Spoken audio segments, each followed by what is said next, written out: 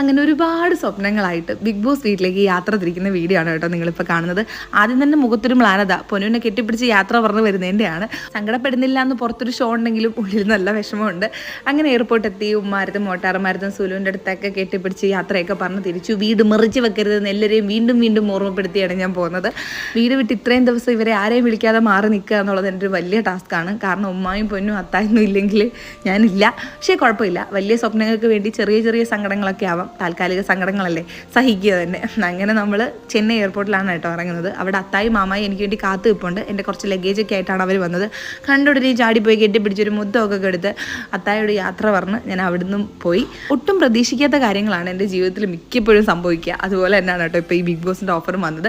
എങ്ങനെയാണ് എനിക്ക് ബിഗ് ബോസിൽ അവസരം കിട്ടിയത്, കാര്യങ്ങളൊക്കെ ഞാൻ ലോങ് വീഡിയോ ഇട്ടിട്ടുണ്ട്, കയറി ചെക്ക് ചെയ്ത് നോക്കുക. കഴിഞ്ഞ വർഷം ഏകദേശം ഈ ഒരു സമയത്താണ് ഞാൻ യൂട്യൂബ് ചാനൽ സ്റ്റാർട്ട് ചെയ്തത്. ഇപ്പോൾ അടുത്ത വഴിത്തിരിവ് ബിഗ് ബോസ്. ബാക്കിയെല്ലാം നമുക്ക് സ്ക്രീനിൽ കണ്ടറിയാം.